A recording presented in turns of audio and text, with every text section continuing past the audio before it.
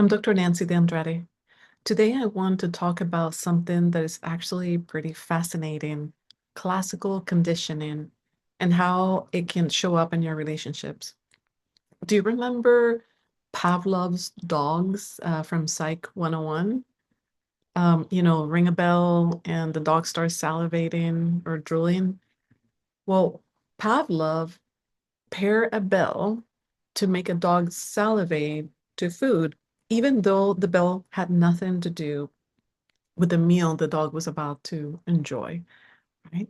He conditioned the dog to have a reaction to something neutral, and it worked. The dog started salivating to the sound of the bell or a tone, and the bell had nothing to do with the meat. So he basically conditioned the dog to have the reaction. But I'm not here to teach you how to train your dog and, how to make your dog salivate or anything like that. I'm here to share with you that we're not all that different from the dog and how the dog was conditioned. We get conditioned too, often without even realizing it or noticing that we're being conditioned. In relationships, this means that we start to associate certain cues or behavior, certain emotions or facial expressions. We start to associate those things with an emotional response.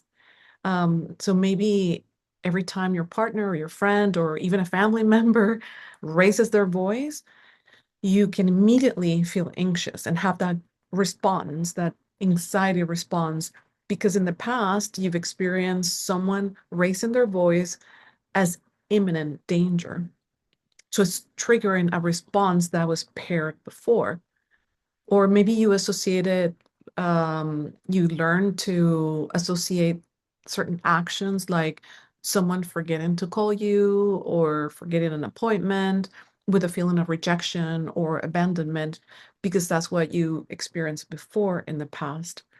And so every time these cues present themselves, it's sort of like the bell, you have an emotional reaction, right?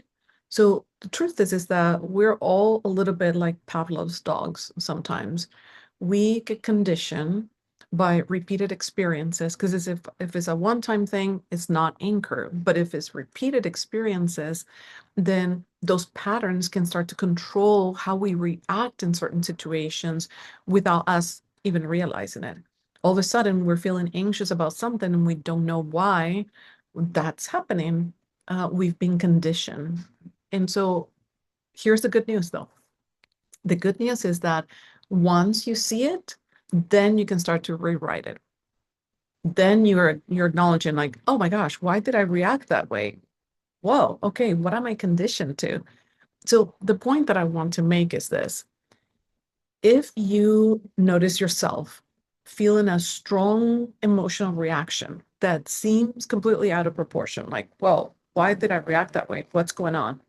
Pause and ask yourself, hmm, is this a pattern that I've been conditioned to?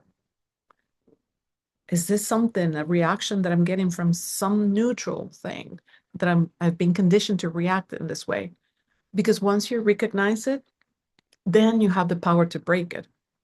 So my suggestion to you is find the support that you need to recondition yourself to new healthy responses, to rewire your brain so you can serve yourself and your relationships better.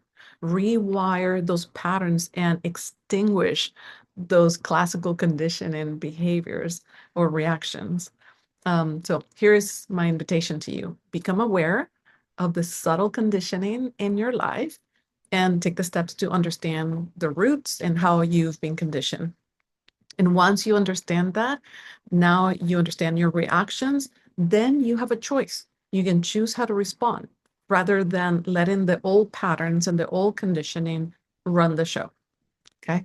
And when you do that, you're not just freeing yourself from the conditioning, you're actually creating stronger, more authentic, more present, loving relationships with the people that you care about. All right. So thanks for spending this time with me and listening to this. And remember to be kind to yourself and compassionate with yourself.